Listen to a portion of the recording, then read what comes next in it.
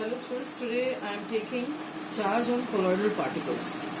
In the colloidal solution, the colloidal particles which are present, they possess some charge on them, and equal and opposite charge is present on the dispersion medium. So how that charge develop actually? So there are many reasons due to which that charge develop on the colloidal particles.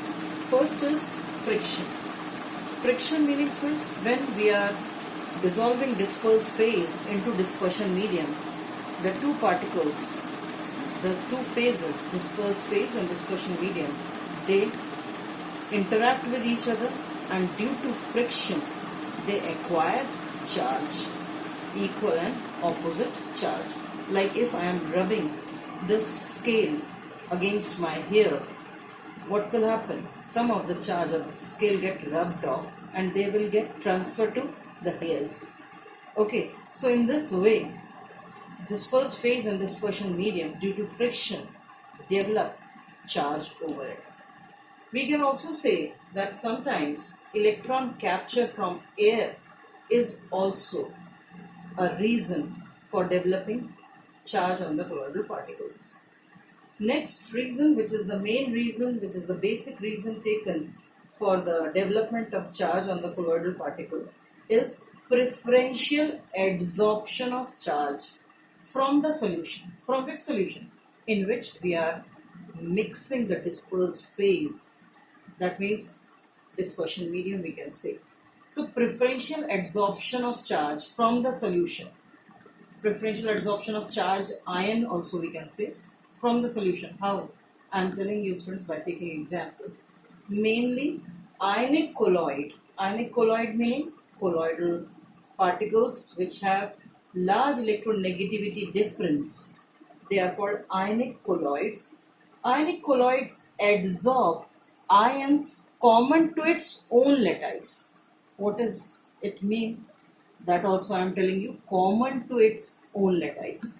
Suppose if I am preparing colloidal solution by adding excess of Ki to AgNO3, potassium iodide is added to silver nitrate, and which is an excess, Ki is an excess. So here I am writing the equation AgNO3 plus Ki, which is an excess. What reaction is taking place? KNO3, double displacement is taking place here. KNO3 and AgI, colloidal solution we are preparing here, we are getting here. Now I have written here, ionic colloid adsorb ion common to its own lattice. What is the colloidal particle here? AgI. And here, in excess reagent, which ion is common? Iodide ion is common. K is not there in the colloidal solution which we are preparing. So, which ion is common? I is common. So, iodide ions get adsorbed on this colloidal sol particles. And thus, we are getting which sol here? Negative charged sol or the colloidal solution. Sol is the short form for colloidal solutions. So which sol we are getting? Negative. And if I am taking the reverse case here, if AgNO3 is an excess, suppose AgNO3 and Ki if added together where AgNO3 is an excess, the same products we are getting. Again I am getting this AgI colloidal solution. Now this time excess reagent is AgNO3. So which ion is common? Silver. Ag is common. So Ag is having positive charge. All metals are electropositive. So Ag positive is getting adsorbed over this colloidal particles. And thus we are getting which sol? Positive sol. Positive colloidal solution. Here next example I am taking, like FeCl3 I am taking, and excess of water I am taking. FeCl3 when mixed with excess of water, what we are getting actually? Fe2O3 dot XH2. This is the formula for rust if you remember. Fe2 Fe2O3.xH2O. This time you can ask me question that water is taken in excess, so some ion from water get adsorbed over this colloidal solution of Fe2O3.xH2O. But if you know, students, that water do not dissociate into H positive or O negative unless or until electricity is passed. So it will not dissociate, and thus which ions get adsorbed here? Fe3 positive ions are getting adsorbed on this Fe2O3.xH2O colloidal solution, giving rise to which salt? Positive salt. If in place of H2O, suppose if we take NaOH or KOH, in that case, students, OH negative will get adsorbed over this, and at that time we will get negative salt. Remember that NaOH can dissociate into ions, but H2O cannot. So, have you got it, students, that how the preferential adsorption of charge or the charged ion from the solution is taking place? Now, the case is not getting finished here. What is happening? First of all, like we are preparing AgI colloidal solution. AgI particles are there like this. And which ion is getting adsorbed? Like I am taking I negative firstly, is getting adsorbed. Whatever I negative are getting adsorbed first on AgI particles, this layer which is getting adsorbed on the colloidal solution is called fixed layer. It is fixed layer. Now after the adsorption of this first layer, it start attracting counter ions also towards it. Like I is getting adsorbed here and K positive is left behind in the solution. So that K positive ions are also getting attracted towards this fixed layer in this way, and this layer, the second layer, this is a fixed layer and this is the second layer, and second layer is called diffused layer. And here you are observing that development of double layer is taking place, and this double layer due to adsorption is called Helmholtz double layer. Helmholtz double layer of charges. And due to the development of this Helmholtz double layer, potential difference develops in between the charges, in between these two charged layers, and that potential difference is called electrokinetic potential.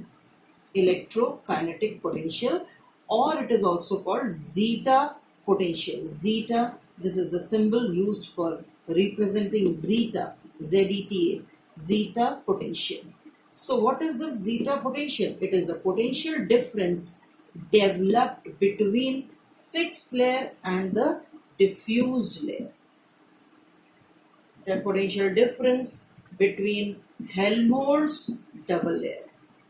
Both are the same thing, students. So this is called zeta or the electrokinetic potential. From CBSE point of view, this question can be asked in 1 mark question. Okay. So we were doing the properties of the colloidal solutions. We have done optical property, mechanical property, electrical property.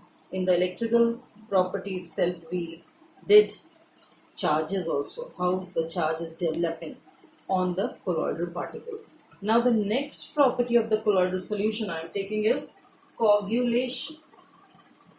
Coagulation. Coagulation is also called precipitation. You have done, students, peptization, that was converting PPT into colloidal solution. This coagulation is reverse of peptization. Reverse of peptization. What is happening here? Colloidal solution is converting into precipitate in presence of electrolytes.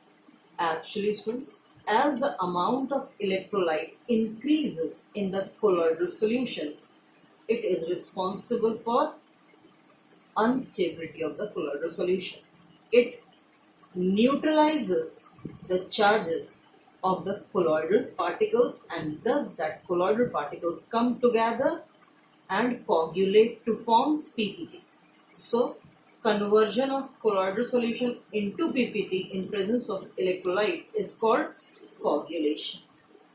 Coagulation can take place in many ways, or we can say colloidal solution can be precipitated, can be coagulated by different methods. What are they? Excessive dialysis. As I told you students that minimum amount of electrolytes are required for the stability of colloidal solution. If we are performing excessive dialysis, dialysis is a method by which we remove excess electrolyte. But excessive dialysis, if we are performing, all the electrolytes will get removed, and now the colloidal particles come closer and forms precipitate, or they coagulate. So excessive dialysis is also a reason for coagulation. Second is electrophoresis, that we have done, movement of colloidal particles towards opposite electrode in presence of electric field, and as they are getting collected over a particular electrode, they get coagulated there. So electrophoresis is also a reason for coagulation. Mixing of two opposite salts. If positive and negative salts are mixed together, they also coagulate. Next is if excessive amount of electrolytes are added, then also coagulation take place. Here one very important thing I am telling you students, that if more the charge on the electrolyte, more is the coagulation. What does it mean? It is more the charge on the electrolyte, more is the coagulation. Electrolytic particle, electrolytic part, electrolyte में जो ions होते हैं उनके ऊपर charge की मैं बात कर रही हूँ आपसे. Like if we want to coagulate negative colloidal solution, if the colloidal particles are negative, the colloidal solution is said to be negative colloidal solution. So negative colloidal solution को अगर मुझे precipitate करना है, coagulate करना है, तो then we will be requiring opposite charge. Coagulation करना है, neutralization करना है. So charge opposite चाहिए. So for the coagulation of negative sol, we can say aluminium 3 positive will be most effective, then Ca2 positive or Na1 positive, because here the charge is more 3 positive, less 2 positive, and only 1 positive. So I am saying that more the charge on the electrolyte, more will be the coagulation. Same, if I want to coagulate positive colloidal solution, then FeCN6 4 negative ferrocyanide ions, they will be having maximum tendency to coagulate positive salt. Then phosphate 3 negative, then sulfate 2 negative, and least in these will be chloride 1 negative. 1 negative is the least charge. Here this is the maximum 4 negative. This is also asked many times in the board exams. And this concept was given by Hardy and Schulz, and that's why this rule is called Hardy-Schulz rule or Hardy-Schulz law. What does it mean? It states that more the charge on the electrolyte, more is the coagulation power of that electrolyte. More readily that electrolyte can coagulate opposite sol. So this is called Hardy-Schulz law. Now I am taking last topic of this chapter, and that is emulsion. What do we mean by emulsion? And it is very important also. What do we mean by emulsion? Emulsion, if in the colloidal solution both of the phases, dispersed phase and the dispersion medium, both are liquid, we call it emulsion as liquid in liquid colloidal solution is called emulsion. Now emulsions can be of two types. First is oil and water, and second is water and oil. Oil and water meaning students, if oil is present in less amount and water in large amount. So oil is acting like dispersed phase and water is acting like dispersion medium. And in the short we used to represent it as O oblique W, oil and water. Milk is the example of it. Vanishing cream is the example of it. The cream which we apply in summers. Milk, I am giving you example. Students, as you keep milk for some time, cream can be observed over it, isn't it? So, and that cream part is oil actually. By milk, your mother used to prepare ghee also, you know that ghee बनाती हैं mummy लोग milk से मक्खन मक्खन से ghee. So oil is present in water in case of milk. Oil and water, more amount of water is there and less amount of oil is there. Second emulsion is reverse of it, water and oil, W oblique O. Here butter is the example. If you take out butter from the fridge and keep it at room temperature, you will find that some water droplets start coming out of it. So butter is the example of water and oil. Mainly oil is there and water is in traces. Similarly, cold cream, the cream which we apply in winters. Okay, in that also oil content is very high because skin becomes rough, dry in winters. That's why cold cream is used. Now students, we are taking oil in water, water in oil, and we know that oil and water are insoluble into each other. Then how they are forming this emulsion? So remember students that in emulsion, two opposite phases, two different phases are mixed together with the help of emulsifying agent. You are also knowing student, just I am telling you that soap, as you know, that soap possesses two parts, hydrophilic and this is hydrophobic. Here hydrophilic and hydrophobic, this is the polar and this is non-polar part.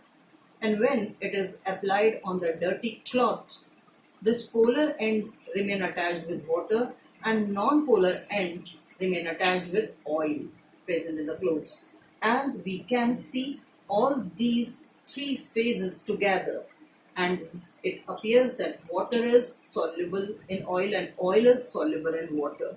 So this soap is acting like emulsifying agent. It is responsible for mixing two immiscible phases together. So that substance is called emulsifying agent. Now, how to test the emulsion, that either it is oil in water or water in oil? So there are two tests for testing emulsion. One is dilution, very simple students. Dilution test, meaning adding water. If we are adding water and emulsion is continuing, or we can say dilution is taking place continuously, more and more water can be added. That means we can say that water is in large amount, oil is in less. That's why that continuously becoming dilute and dilute. पानी ज़्यादा है, दूध अगर हम लें उसमें हम कितना भी पानी मिला दें तो हमें कभी भी ये मालूम नहीं पड़ पाएगा कि पानी कहाँ है और उसमें मिल्क कहाँ पर है. तो if dilution can take place to infinite extent, that means we can say that it is oil in water. But if it is water in oil and if we are adding water, water will separate out. Like in butter, if you add water, water will separate out. You can able to see water separately. So dilution test can be done for testing emulsion, oil in water or water in oil. Second is dye test. Dye test, some oil soluble dye if we are taking, oil soluble dye if we are taking, and if we are mixing that oil soluble dye in water and oil emulsion, whole of the emulsion will become colored. Why? Because this dye is oil soluble and more amount of oil is present. That's why whole background of emulsion will turn colored. But if that same dye, if taken in case of water and oil, what will happen there? There will be some colored spots will be seen because oil is less in that case. If I am taking the reverse, oil and water, so only the colored spots will be seen because that dye is only soluble in oil. So oil and water, oil in water, water is in maximum amount, oil is in less amount, that's why colored dots or the spots can be seen in that case. So this is one more test for the testing emulsion. In this way, friends, we have completed this chapter. Only the topic left is applications of emulsions. This application you have to do it by your own homework I have written here. And in the applications, friends, I am telling you that delta formation, we have studied in geography. Delta formation is very important. Quarteral precipitator I have written here. PPT for precipitate, precipitator. Quarteral smoke precipitator होता है. आपसे अपने आप से पढ़ना है students इसको खुद से. And if you are having doubts, then I will try to take this application part also. Okay, students. In the next video, in the next class, I will start some organic chapter. So be ready for it. Thank you.